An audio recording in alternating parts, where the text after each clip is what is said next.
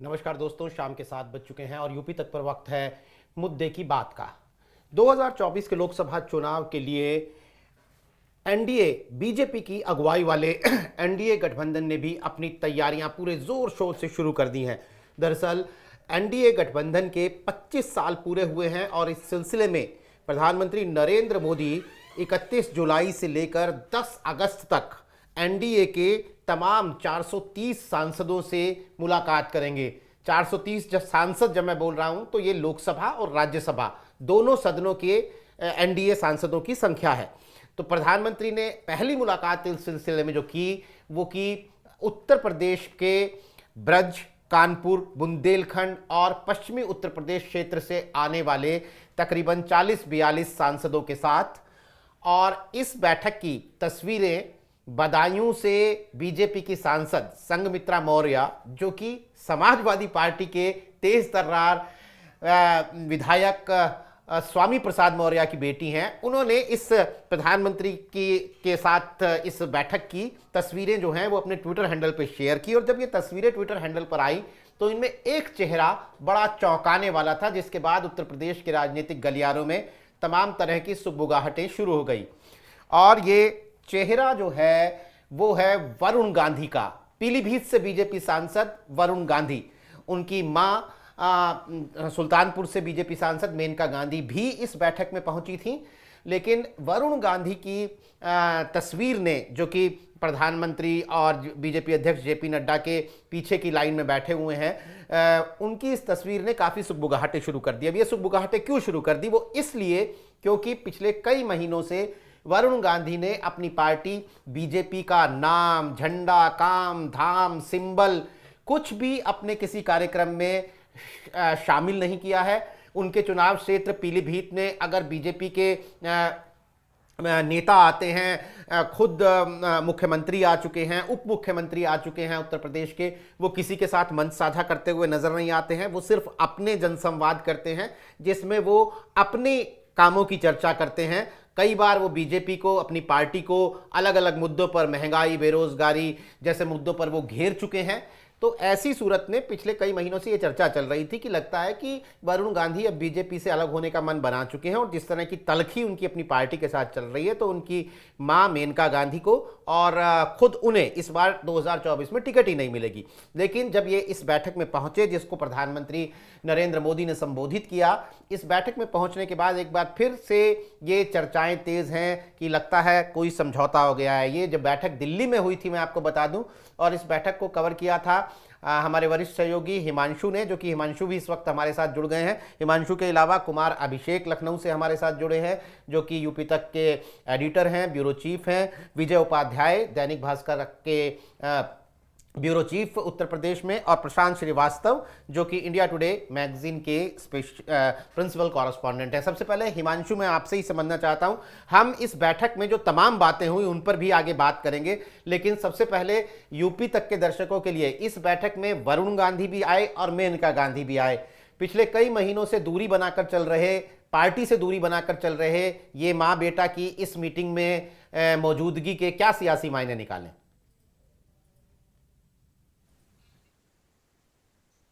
देखिए, मुझे लगता है नीरज, बहुत ज्यादा सियासी मायने नहीं निकलने चाहिए।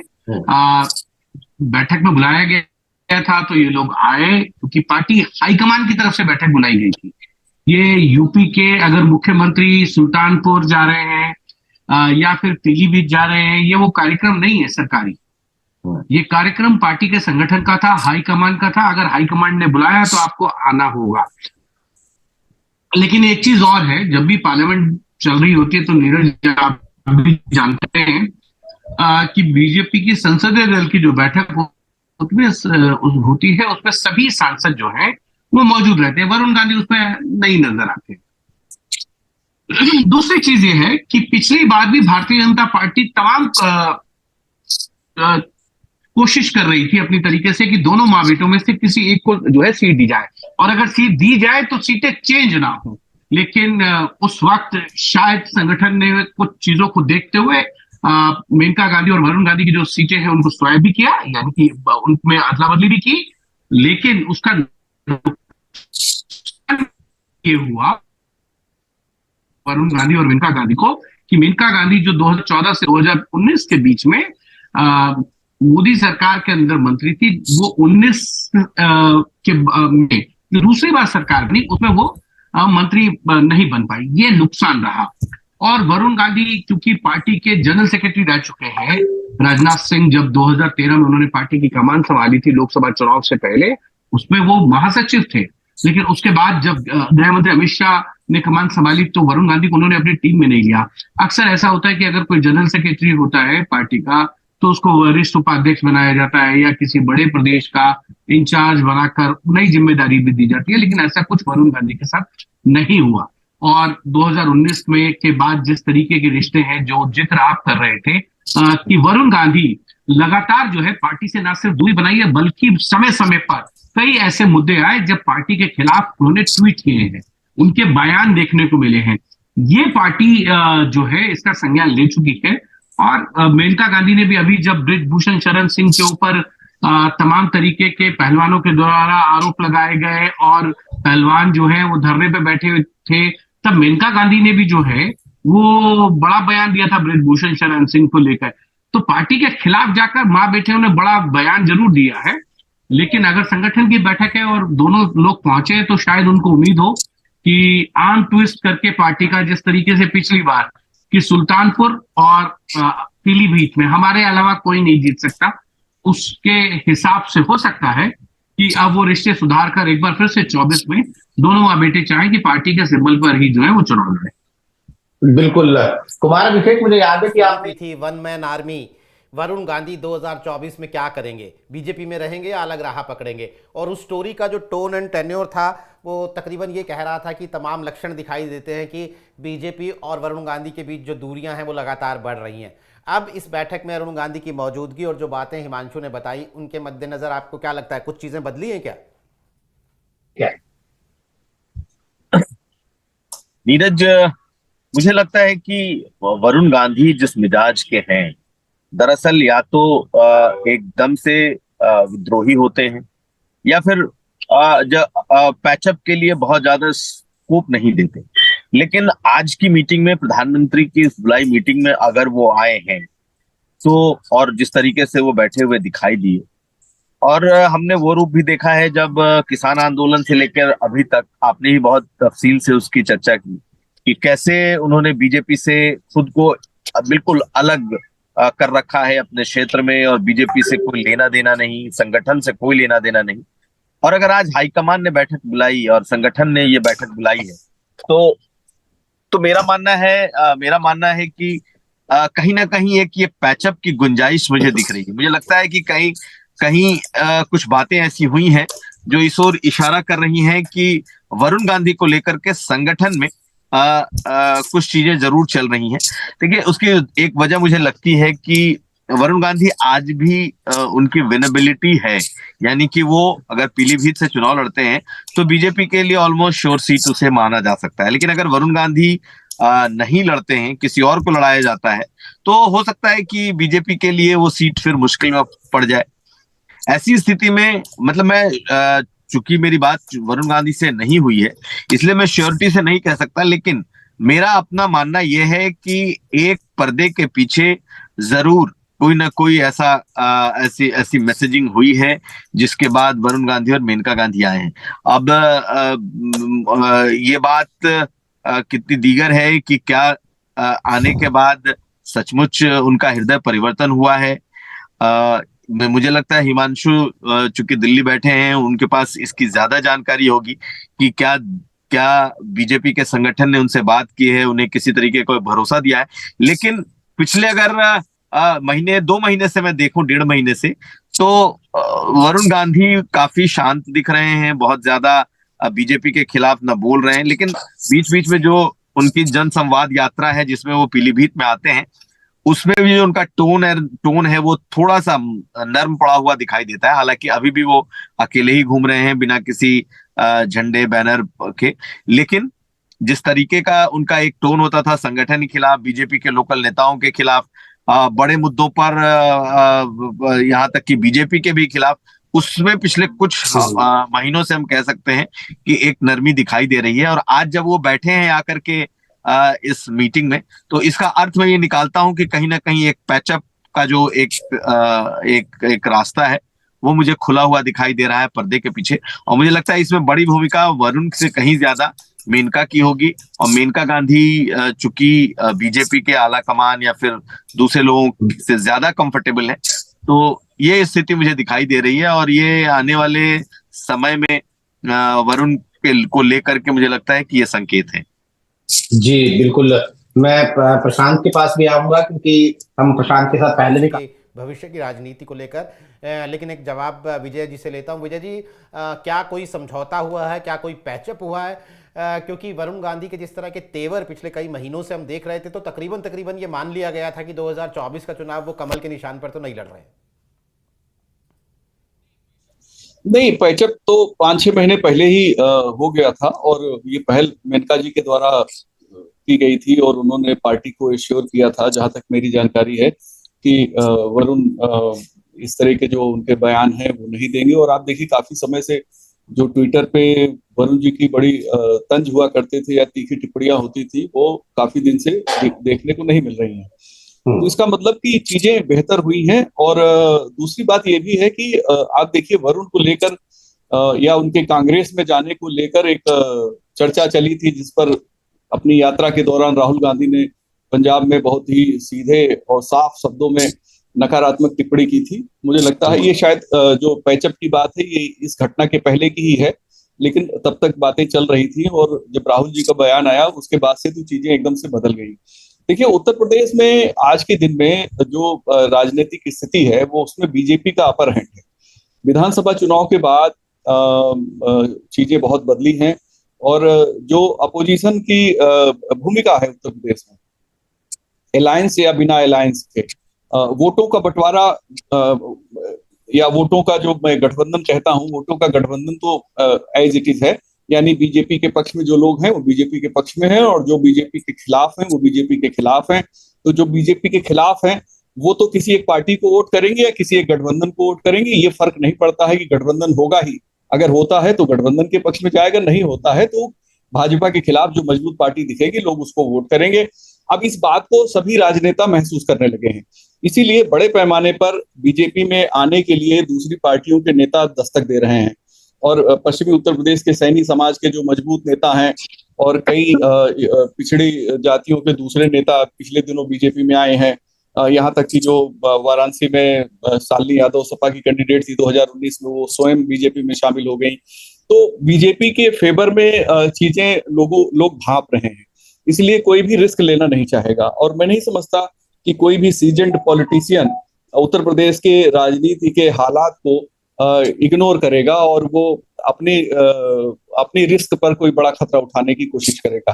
तो शायद इस वजह से भी वरुण ने सोचा होगा कि हम जहां हैं वहां बेहतर हैं, यहाँ से जाने पर दुश्वारियां ज्यादा हैं, दिक्कतें ज्यादा हैं। और चूंकि मेनका जी एक अनुभवी और संघर्ष किया है उन्होंने, संजय विचार मंच से 1985 से जो या 84 से उन्होंने संजय विचार मंच बनाया था, वहां से राजनीति शुरू की और अकेले एक लंबे कालखंड में उन्होंने संघर्ष किया। बाद में जो उनको कामयाबी मिली सबसे ज्यादा वो बीजेपी के साथ आने पर ही मिली है। और वरुण को भी जितनी राजनीतिक कामयाबी मिली है, चाहे वो पार्टी के जनरल सेक्रेटरी बने हैं या लगातार मेंबर ऑफ पार्लियामेंट हैं, तो बीजेपी के प्लेटफॉर्म पे ही हो पाया है।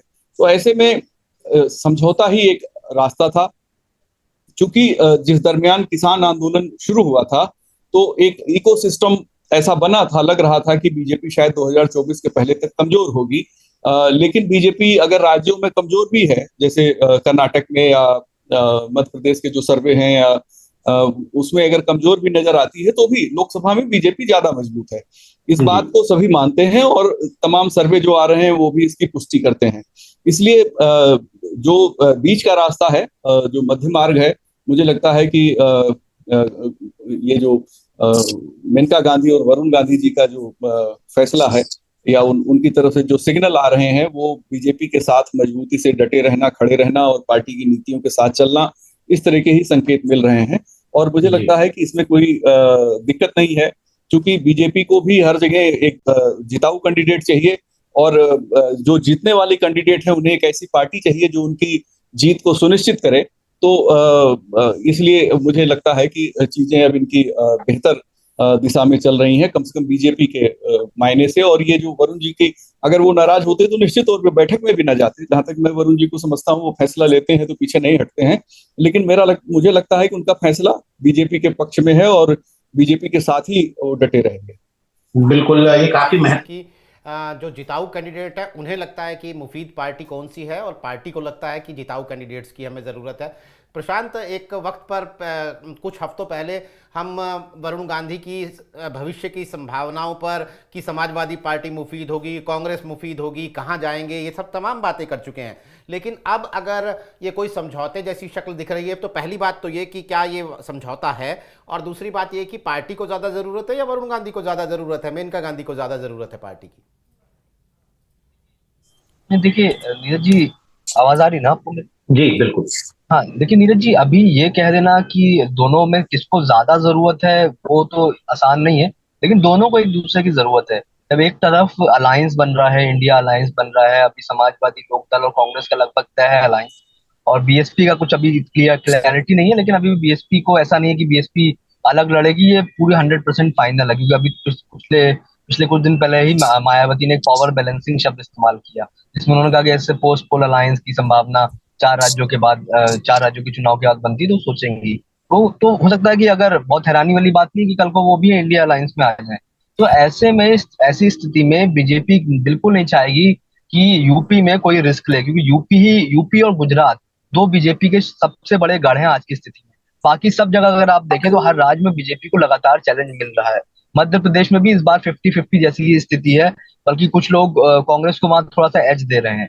छत्तीसगढ़ में कांग्रेस को एज है। तेलंगाना में बीजेपी गेम में उस तरीके से नहीं है जिस तरीके से वो हिंदी बेल्ट में रहती है। तो ऐसे में जब बाकी राज्यों में बीजेपी उस तरीके से एक तरफा मैंडेट लाने की स्थिति में ना हो, लोकसभा में एक तरफा सीटें लाने की स्थिति में ना हो, तो गुजरात और यूपी की भूमिका अहम हो जाती है। गुजरात में बीजेपी आज भी, क्या नाम है, अनबीटेबल जैसी ही है। वहां पर आज भी कांग्रेस बहुत पीछे है बीजेपी से।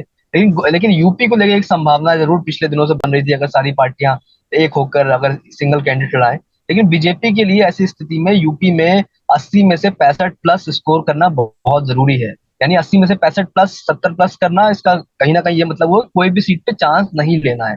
तो ऐसे में जब किसी भी सीट पे चांस नहीं लेना, तो बीजेपी निश्चित तौर पे चाहेगी कि वो ऐसे ही कैंडिडेट को दे टिकट जो विनेबल हो, जैसा कि अभी हमारे साथी पैनलिस्ट ने भी कहा, सर ने भी कहा ये बात। और दूसरी बात आप ये देखिए ना कि जब बीजेपी को राजभर को लेने में वापस कोई दिक्कत नहीं हुई, जो राजभर जाते जाते बीजेपी को क्या नहीं कह गए थे, तो वरुण गांधी तो उनके अपने ही हैं, उनकी अपनी ही पार्टी के हैं। वो बगावती सुर उनके भले ही ट्विटर पे दिखे हो, उन्होंने लखीमपुर घटना पे कहा हो, देश की आर्थिक व्यवस्था पर, जो इकोनॉमी का हाल है, बेरोजगारी का हाल है, उसको लेके कहा हो, लेकिन अभी भी कुल मिला के बीजेपी के ही सिंबल पर वो चुनाव लड़ते हैं। तो ऐसा तो था नहीं कि वरुण गांधी ने इस्तीफा दे दिया हो।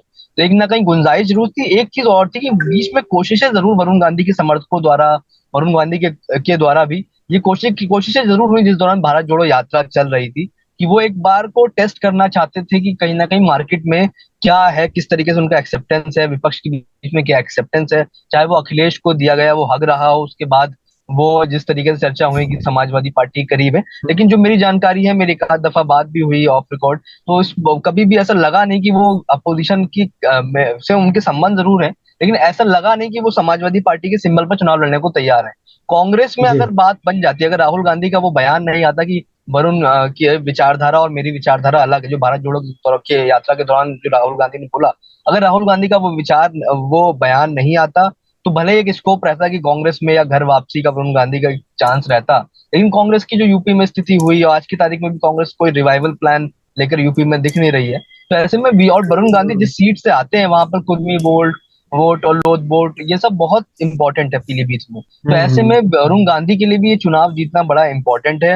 अभी अपोजिशन की स्थिति उस तरह से हुई नहीं है कि अभी देखिए आप, इतना विरोध रहा लखीमपुर में, आप देख लीजिए, इतना विरोध रहा, बीजेपी के कई नेताओं का भी विरोध हुआ, लेकिन उसके बावजूद जीती बीजेपी वहां पे, पीलीभीत में जीती बीजेपी विधानसभा में। तो इस ग्राउंड सेंस को वरुण गांधी समझते हैं, और जहां तक मेरी जानकारी है, जितने मेरे इंटरेक्शन रहे, वो हवा का रुख जानने में वरुण गांधी भी बहुत तेज है। उनको अंदाजा है कि किस तरीके से किसके प्रति जो है लोगों की सेंटिमेंट्स बढ़ रही है, किसके प्रति लोगों का झुकाव बढ़ रहा है। उत्तर प्रदेश में आज भी बीजेपी अपर हैंड है, तो वरुण गांधी यूपी की सियासत करते हैं और आने वाले टाइम में भी इस यूपी की सियासत करते हुए दिखेंगे। तो ऐसे में मुझे लग रहा है ये बहुत कैलकुलेटिव तरीके से उनका मूव है कि ट्विटर पे वो उस तरीके से कोई बगावती सुर नहीं दिखा रहे हैं, कोई इस तरह का ट्वीट नहीं आ रहा है, कोई इस तरह का बयान नहीं आ रहा है। बीच बीच में वो बयान काउंटर बैलेंस के लिए जरूर देते हैं, अपनी एक तरीके से कहा जाए, एक तरीके से अपने आप को आप एक तरीके से कह दिया जाए तो अपने चर्चा में रहते ही, उनके बयान चर्चा में रहते हैं, उनकी टीम भी उसको वायरल भी खूब कराती है और यूट्यूब पर और सोशल मीडिया पर तमाम वायरल होते हैं। लेकिन इसका मतलब ये कभी नहीं दिखा कि वरुण गांधी बीजेपी छोड़ ही देंगे। और दूसरी बात है, बीजेपी भी अब आज की स्थिति में बिना वरुण गांधी के, बिना मेनका गांधी के नहीं लड़ना चाहेगी उन 2 सीटों। बीजेपी चाहेगी कि वो कम से कम 2 सीटें ऐसी हैं जो हम जीत सकते हैं वरुण गांधी के रहने से, मेनका गांधी के रहने से। और बीजेपी आज की स्थिति में जब दूसरे पार्टियों से नेताओं को लेके आ रही है, दूसरे विचारधारा के लोगों को लेके आ रही है, दूसरे अलायंस पार्टनर्स को लेके आ रही है, तो वरुण गांधी को मैनेज करने में मुझे नहीं लगता कि बहुत ज्यादा एक बड़ा इशू था। जो ईगो का इशू रहा होगा मुझे लगता है वो संवाद से दूर हो गया होगा। वरुण गांधी की मौजूदगी कहीं ना कहीं ये बता रही है कि वो आने वाले टाइम पे फिलहाल तो अभी बीजेपी से ही चुनाव लड़ते हुए दिख रहे हैं। जी, महत्वपूर्ण बातें आपने कही कि विनेबिलिटी एक बड़ा फैक्टर है जो कंसीडर। जी, चूंकि आज आप हमारे गेस्ट हैं तो इस मौके का फायदा उठा के थोड़ा मैं टॉपिक से इतर एक और सवाल आपसे लेना चाहूंगा। इस बैठक में पीएम मोदी ने जो सांसदों को संबोधित किया तो कई तरह की बातें निकल कर आई कि उन्होंने ये कहा कि गठबंधन जो विपक्ष बना रहा है इंडिया नाम का, इसको हम यूपीए कहें क्योंकि ये यूपीए इंडिया नहीं है। तो क्या ये जो इंडिया का गठबंधन, खास करके उत्तर प्रदेश की हम बात करें, तो क्या वो बीजेपी के लिए इतनी चिंता की वजह बन गया है कि उसके नाम से भी बीजेपी परहेज कर रही है? ये इस तरह का पिन पॉइंटेड जो निर्देश आ रहा है, इसकी क्या व्याख्या है?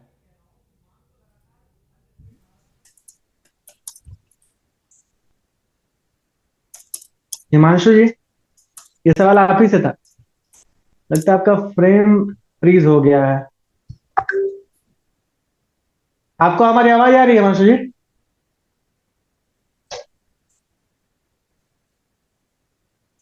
लगता है उनका फ्रेम फ्रीज हो गया है। हम दोबारा ये सवाल आपसे लेंगे क्योंकि ये बड़ा महत्वपूर्ण सवाल है, खास करके उत्तर प्रदेश। जी जी, अब ठीक है।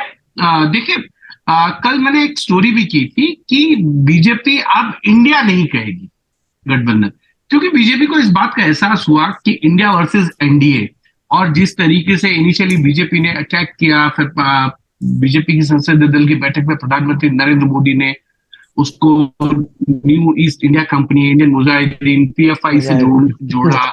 लेकिन जो एक उसमें बीजेपी को फायदा दिखना चाहिए था, शायद वो मुझे लगता है नहीं हुआ, और इसलिए बीजेपी ने तय किया है कि इसको यूपीए ही नाम से पुकारेगी। क्योंकि बीजेपी का ये मानना है कि ये वो दल है इन सारे दलों में जो कभी ना कभी यूपीए में रहे। नीतीश कुमार भी 2015 में यूपीए में ही गए थे। तो चाहे डीएमके हो, टीएमसी हो, कोई ऐसा दल नहीं है जो यूपीए में ना रहा हो, एक आम आदमी पार्टी को अगर हम छोड़ दें। तो इसलिए बीजेपी की कोशिश है कि 10 साल का जो यूपीए का कार्यकाल है, और बीजेपी कहती चाहिए कि उनके पास बताने के लिए कुछ नहीं है। अगर उनके पास यूपीए के कार्यकाल का कोई लिस्ट है तो वह है भ्रष्टाचार की, लिस्ट है तो स्कैम्स की। तो ये कहीं ना कहीं भारतीय जनता पार्टी को अब लग रहा है कि जो अटैक उन्होंने किया था वो शायद थोड़ा सा गलत था। इसलिए प्रधानमंत्री नरेंद्र मोदी ने कल ये कहा भी कि चोला बदल देने से चरित्र नहीं बदल जाता। ये यूपीए था, यूपीए है और यूपीए ही रहेगा। और इन लोगों से जनता बहुत नफरत करती है। आप जनता के बीच में जाइए, जनता से इंटरेक्ट कीजिए, और जो लोग आपसे नाराज भी हैं उनको मनाने की कोशिश कीजिए, और बताइए कि एनडीए ने किस तरीके से 25 साल में काम किया है। आपकी सरकार के क्या काम है, चाहे वो प्रदेश की सरकार हो या केंद्र सरकार हो। आप अपनी सरकारों के काम को जनता के बीच में लेके जाइए, इंटरेक्शन कीजिए। जनता के बीच में अगर जाएंगे तो इसका फायदा आपको मिलेगा, क्योंकि ये चुनावी साल है। अगर आप अब नहीं गए जनता के बीच में, आपने अगर जनता से कनेक्ट नहीं किया, तो इसका नुकसान जो है आपको चुनाव में होगा।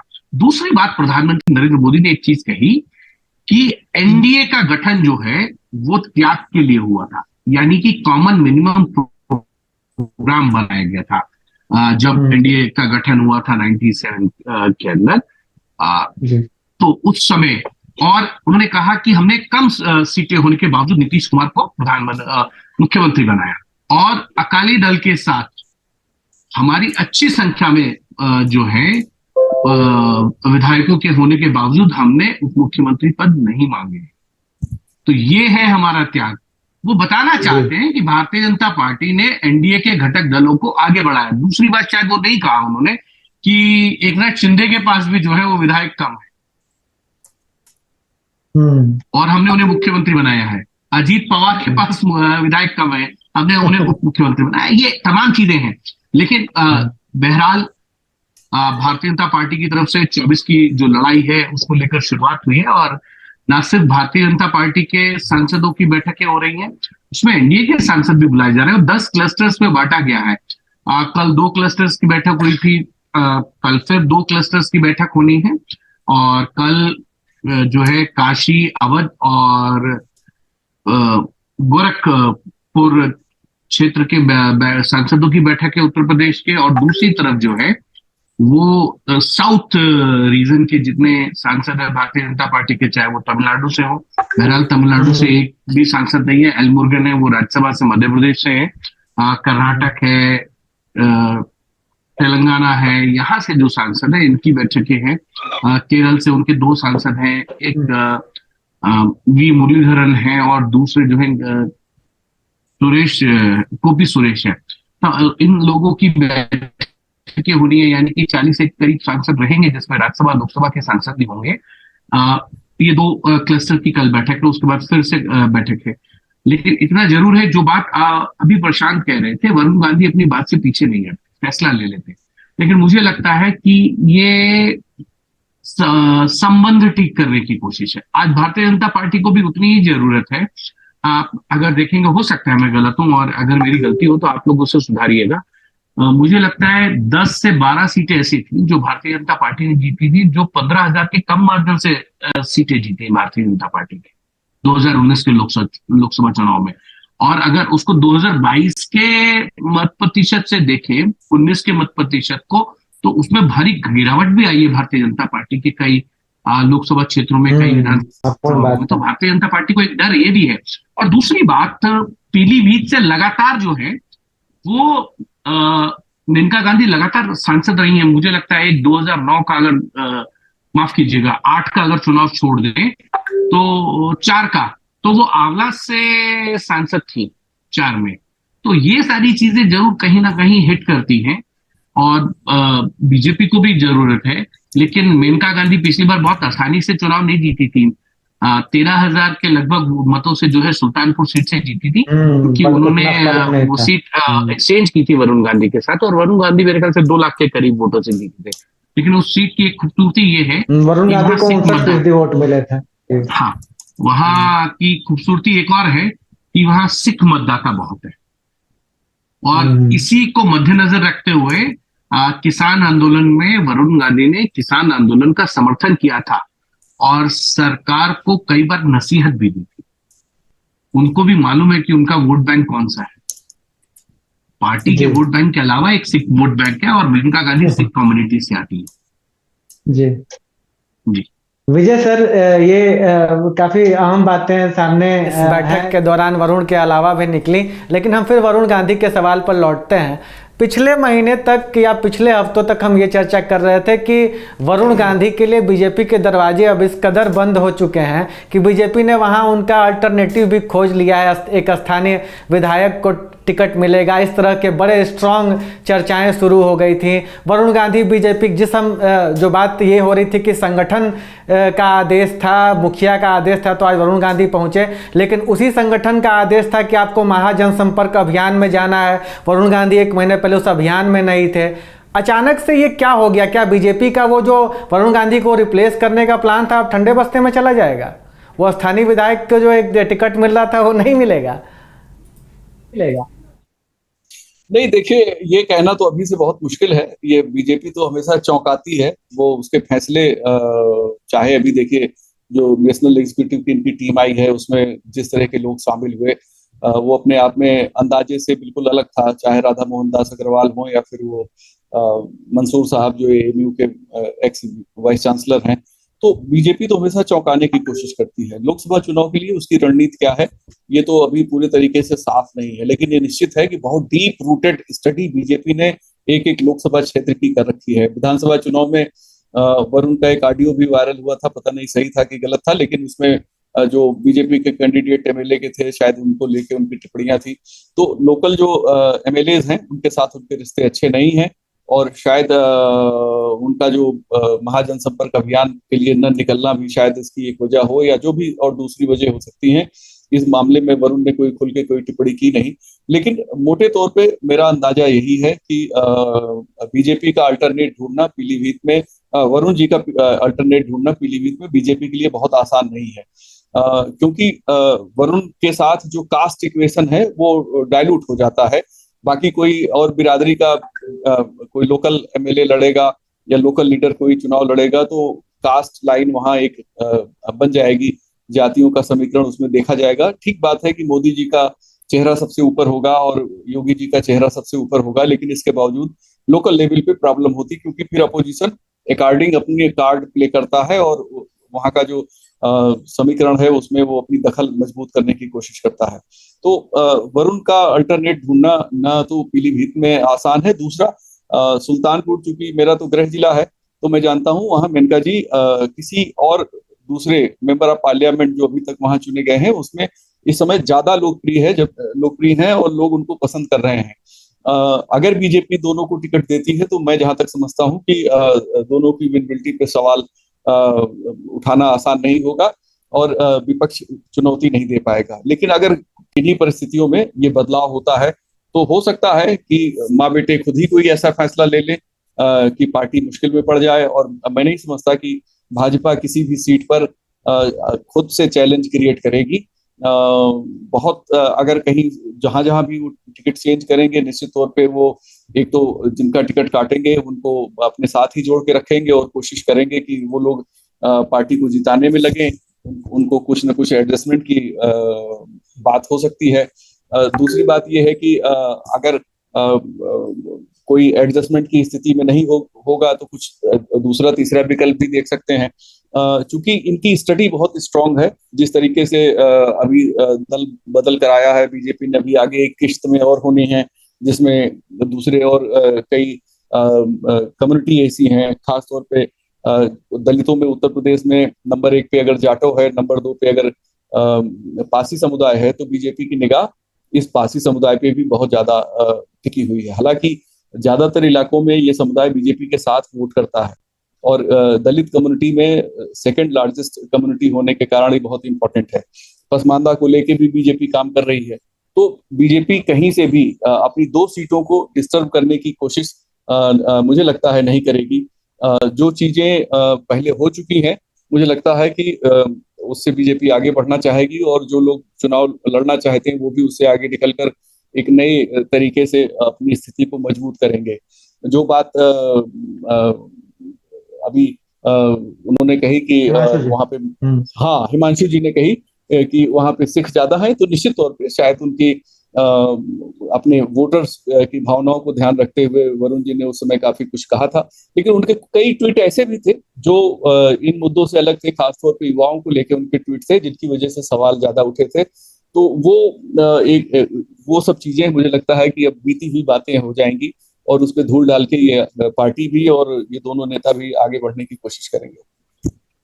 कुमार सर, ये बड़ा महत्वपूर्ण बात तो है, लेकिन क्या ये इतना सहज है?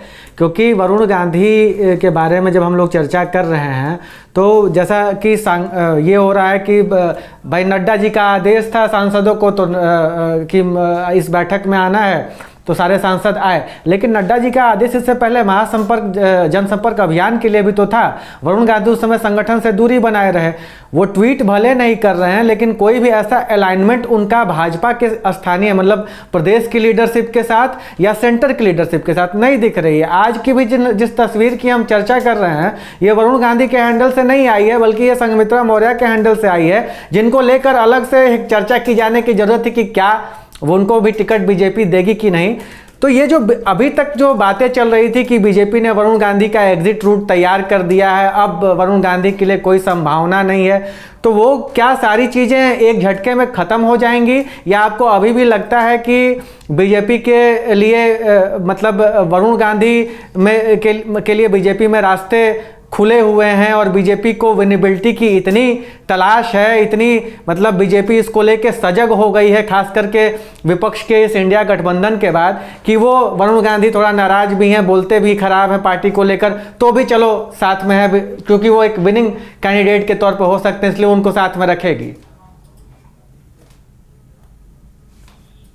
देखिए, मुझे लगता है कि अगर ये अप्रोचमेंट के लिहाज से देखें कि वरुण गांधी और बीजेपी क्या सही में दोनों एकदम से इतनी दूर हो चुके हैं कि इनके बीच कोई पैचअप नहीं हो सकता। मुझे लगता है कि ये जो आज की उनकी मीटिंग में जाना है, बेशक उन्होंने अपने ट्विटर हैंडल से ट्वीट नहीं किया, उन्होंने कुछ नहीं लिखा, लेकिन जाना ही इस बात का संकेत है कि वरुण गांधी और बीजेपी के बीच एक पैचअप हो रहा है। और बेशक कोई भी इस पैचअप को कराया हो, लेकिन कहीं ना कहीं वो दूरियां जो हैं वो मजबूरी ही सही, लेकिन वो दूरियां मिट रही हैं। और उसकी सीधी सी वजह है कि दोनों एक दूसरे की मजबूरी है। बीजेपी के लिए भी माँ बेटे इस वक्त मजबूरी है, जैसा कि विजय जी ने कहा कि दोनों जीतने की स्थिति में है। और सुल्तानपुर जहां कुछ हजार वोटों से मेनका गांधी बड़ी मुश्किल से जीती थी, और अगर आज उन्होंने अपनी जमीन तैयार कर ली है, तो बीजेपी भी नहीं चाहेगी कि किसी नए चेहरे को ला करके लड़ाएं और फिर अपनी पूरी ताकत और उसमें क्षमता लगाएं। जो जीतने वाली सीटें हैं, मुझे लगता है कि बीजेपी उसमें बड़ा स्मूथ अफेयर चाहती है कि वो स्मूथली चीजें हो जाए। ये भी बात सही है कि वरुण गांधी अपने पॉइंट से बहुत ज्यादा पीछे नहीं हटेंगे। वरुण गांधी ये भी सोचते हैं कि भाई, ये भी जरूर देख रहे होंगे कि अगर 2024 में सरकार किसकी आ रही है। अगर ये बिल्कुल क्लियर हो जाता कि हाँ, जो इंडिया गठबंधन बन रहा है, अगर ये सही में सरकार में आ रहा है, तो वरुण गांधी के तेवर दिखाई देते। वरुण गांधी को भी कहीं ना कहीं लग रहा है कि जिस तरीके से उत्तर प्रदेश में दूसरे दलों का, के नेताओं का, दूसरे बिरादरियों के लोगों का झुकाव अभी भी बीजेपी की तरफ बना हुआ है, तो ये संकेत तो करता ही है कि 24 में क्या हो सकता है। तो वो अपनी सीट भी गंवा दें और कुछ उन्हें मिले भी ना। मुझे लगता है बहुत चतुर राजनेता हैं वरुण गांधी, और उन्होंने मौका देखकर अपना जो रुख है उसको उन्होंने नर्म किया है। बीजेपी के साथ वो भी रहना चाहते हैं, बीजेपी उनको भी रखना चाहती है, लेकिन अब एकदम से वरुण गांधी रातों रात ट्विटर पर बीजेपी के लिए लिखने लगेंगे, अचानक से वो संगठन की तारीफ करने लगेंगे, अचानक से बीजेपी के कार्यक्रमों में जाने लगेंगे, ऐसा मुझे नहीं लगता। मुझे लगता है कि वरुण गांधी चुनाव भी लड़ेंगे, बीजेपी के साथ भी आएंगे, फिर भी वो अपनी एक अलग आइडेंटिटी बना करके रखना चाहते हैं। वो पूरी तरीके से वैसे भाजपाई न तो बनना चाहते हैं और ना ही वो बनेंगे जो पूरी तरीके से भाजपा में रंगा हुआ एक कार्यकर्ता निकल करके जब भाजपाई बनता है, वो उससे उस छवि से अपने को दूर रखते हैं। कहीं ना कहीं मुझे लगता है कि वो अपनी परिवार की विरासत को अपने साथ समेटे रहते हैं, और उनको लगता है कि कभी ये जरूरत पड़ी कि पारिवारिक विरासत का प्रतीक या पारिवारिक विरासत की तरफ से भी अगर उनके लिए जरूरत पड़ी तो वो उस रंग में भी नजर आए। प्रधानमंत्री के मीटिंग में जाना इस बात का संकेत है कि नरमी दोनों तरफ से बढ़ी है। हालांकि वो बिल्कुल खुल करके एकदम से बीजेपी के लिए तालियां बजाने लगेंगे, मुझे अभी भी ऐसा नहीं लगता। इनफैक्ट अगर उन्हें टिकट दे भी दिया जाएगा, फिर भी आप देखेंगे जरूर कि बीजेपी को उनकी जिम्मेदारी जिताने की जिम्मेदारी होगी, लेकिन वो अपने को एक बीजेपी से जुड़ा हुआ लेकिन एक सेक्लूडेड टाइप का के नेता के तौर पर ही रखेंगे। वो चाहेंगे कि अगर वो लड़े तो भी वो अपने दम पर जीत कर आ रहे हैं, इस तरीके की फीलिंग हो। अपने कार्यकर्ता, अपना नाम, अपना सब कुछ करके हैं, ठीक है, बीजेपी का टैग है, लेकिन एकदम से अभी भी मुझे लगता है कि वरुण गांधी खुल करके भाजपाई होने से परहेज करेंगे, जैसा कि पिछले कुछ समय से उन्होंने बना रखा है। हाँ, इतना कह सकते हैं कि एक तरीके का पैचअप, एक तरीके का ये अप्रोचमेंट है कि वो मिनिमम तौर पर बीजेपी से जुड़े हुए भाजपा से चुनाव लड़ सकें और एक सांसद बन सकें। और मुझे लगता है कि बीजेपी भी उनके इस उनकी सोच का सम्मान कर रही है, तभी कोई ना कोई एक आपस की बातचीत या आपस में एक सहमति बनती दिख रही है कि आप बीजेपी में पूरी तरीके से भले रंगे ना नजर आए, लेकिन आप भी बीजेपी के साथ हैं और बीजेपी भी आपके साथ है। आने वाले वक्त में क्या होगा नहीं कह सकते, लेकिन मुझे तो ये समझ में आ रहा है। जी विजय जी, इसी सिलसिले को आगे बढ़ा, काशी के और अवध के नेताओं के साथ बैठक होनी है। उस बैठक में कुछ रिपोर्ट्स के मुताबिक उस बैठक को के जो होस्ट होंगे, जाहिर तौर पर प्रधानमंत्री तो मिलेंगे तमाम सांसदों से, लेकिन उस बैठक को होस्ट करेंगे अनुप्रिया पटेल और महेंद्र नाथ पांडे। तो अभी ओम प्रकाश राजभर को भी पूर्वांचल में लेकर आई है बीजेपी अपने साथ। अनुप्रिया पटेल को लगातार मिलता हुआ महत्व और उनकी पार्टी को मिलता हुआ महत्व हम देख रहे हैं। तो वो बात सही है जो जैसा कि आपने भी कहा, हमारे तमाम पैनलिस्ट ने कहा कि बीजेपी एक का अपर हैंड है उत्तर प्रदेश में, लेकिन बीजेपी शायद बिहार और महाराष्ट्र जैसे राज्यों में होने वाले नुकसान की आशंकाओं को, जैसे कि चर्चाओं के मुताबिक वहां नुकसान हो सकता है, तो इसलिए बीजेपी मजबूत स्थिति में होने के बावजूद भी दल बदलुओं को पार्टी में शामिल करना, जो पहले से एनडीए में शामिल दल हैं उन्हें महत्व देना और एक एक सीट पर मैन टू मैन मार्किंग जिसे कहते हैं वो करना, वो बीजेपी की तरफ से जारी है। यानी जो बात आपने अपने पिछले जवाब में भी कही थी कि कोई कोर कसर नहीं छोड़ना चाहती है किसी भी एंगल से। जी, दरअसल देखिए, बीजेपी उत्तर प्रदेश की जो 80 सीटें हैं उसमें से ज्यादा सीटें हैं, यानी उनका टारगेट तो 80 का 80 है। 14 में 73 सीटें इन्होंने जीती थी अपना दल के साथ, और 19 में जब सपा बसपा आरएलडी एक साथ थे, 12 सीटों पे सपा बसपा आरएलडी कांग्रेस एक साथ थे, तो भी बीजेपी ने 64 सीटें अपना दल के साथ जीती थी और इनका वोट शेयर 51% था। बीजेपी अपने वोट शेयर को भी बढ़ाना चाहती है, और सबसे बड़ा जो ट्रम्प कार्ड इस बार मुझे बीजेपी का दिख रहा है वो है पसमानदा। पसमानदा की दो बड़ी जातियां हैं। पसमानदा का जो यूपी में जनसंख्या है वो करीब 12% है। 17-18% 19% माइनॉरिटी है, जिसमें 1% आप सिख बौद्ध जैन को हटा दीजिए तो करीब 18% मुस्लिम माइनॉरिटी होती है, जिसमें से जो आंकड़ा क्लेम किया जाता है कि करीब 12% उत्तर प्रदेश की पॉपुलेशन के हिसाब से 12% पसमानदा है। पसमानदा में दो बड़ी जातियां हैं, एक तो अंसारी है जो सबसे बड़ी बिरादरी है, सबसे ज्यादा आबादी जिसकी है, दूसरी कुरैशी है, ये सेकंड लार्जेस्ट ओबीसी है, पसमानदा है मुस्लिम कम्युनिटी में।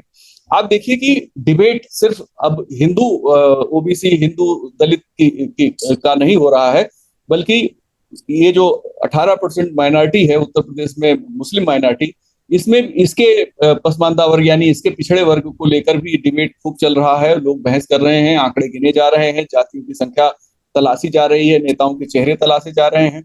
मेरा ऐसा मानना है कि बीजेपी ने जिस तरीके से, सिर्फ बीजेपी नहीं बल्कि पूरे यूपी के इकोसिस्टम में जिस तरीके की पॉलिटिक्स पिछले 15 वर्षों में आगे बढ़ी है, उसमें जातियों के नेता बहुत महत्वपूर्ण हुए हैं। फ्रेगमेंटेशन हुआ है, पहले ओबीसी था, शेड्यूल कास्ट यानी दलित वर्ग था, उसमें डिवीजन हो गया, उसमें जो बड़ी जातियां थी उन्होंने अपने पॉलिटिकल आइडेंटिटी अपनी उन्होंने अलग से तलाशी, उनके नेता तैयार हो गए, उनकी पार्टियां तैयार हो गई। जैसे अपना दल बन गया था 2002-3 में, या शायद उसके पहले 98 में ही बन गया था अपना दल।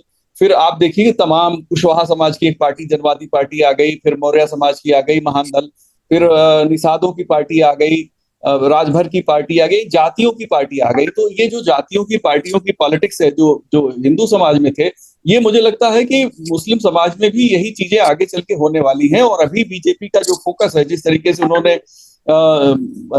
मंसूर साहब को राष्ट्रीय उपाध्यक्ष बना के एक मैसेज दिया, हालांकि उनका कुरैशी समाज में कोई इस तरह की न पकड़ है और न उनका मिजाज कुरैशी समाज से मेल खाता है, लेकिन कुरैशी समाज भी सिर्फ जानवरों को मतलब वो स्लॉटरिंग करके ही अपना जीवन यापन नहीं करना चाहता, बल्कि उनका जो यूथ है वो कुछ अच्छा करना चाहता है, आगे बढ़ना चाहता है।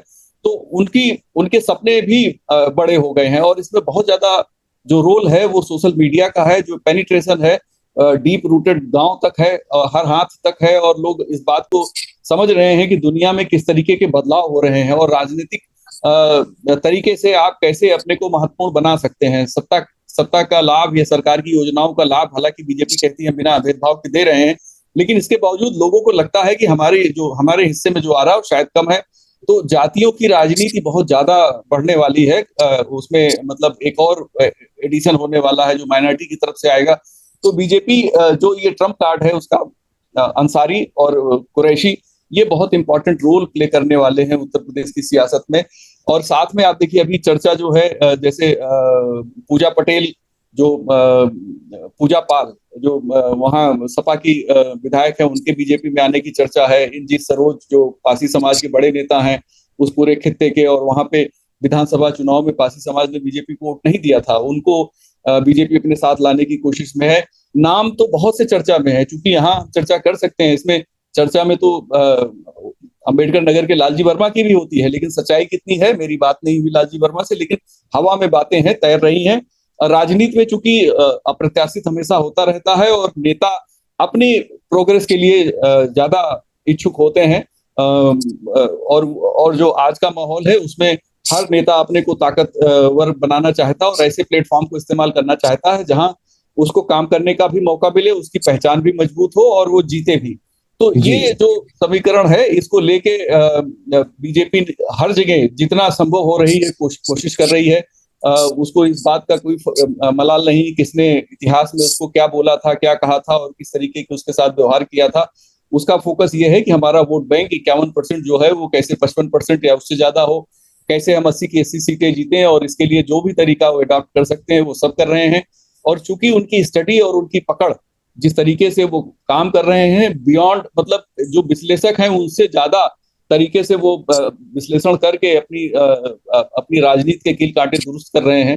तो ये जो परिस्थितियां हैं, निश्चित तौर पे बीजेपी को भले उतने चैलेंज नहीं है यूपी में, लेकिन इनकी तैयारी जो है इस तरह से बीजेपी कर रही जैसे इनको सबसे बड़ा चैलेंज उत्तर प्रदेश में ही फेस करना है, और ये तैयारी निश्चित तौर पे दूसरे दलों के लिए मुश्किल पैदा करने वाली है। बिल्कुल। तो बीजेपी की तैयारियों पर और बीजेपी की और एनडीए की बैठक में वरुण गांधी शामिल होने की क्या राजनीतिक वजहें थी और उसका क्या मतलब निकलता है, इस बात पर हमने चर्चा की। दोस्तों, हमने YouTube पर आपसे सवाल पूछा था कि क्या बीजेपी से ही लड़ेंगे वरुण गांधी, बीजेपी उन्हें टिकट देगी, तो बहुत ही बैलेंस जवाब है। 50% लोगों का कहना है हाँ, 50% लोगों का कहना है ना। तो लेकिन इस एनडीए की बैठक में हिस्सा लेकर वरुण गांधी ने एक इशारा जरूर अपनी तरफ से किया है। आज कार्यक्रम में शिरकत करने के लिए विजय उपाध्याय जी, कुमार अभिषेक, आपका बहुत बहुत शुक्रिया। तमाम दर्शकों का आभार। आज के लिए नमस्कार।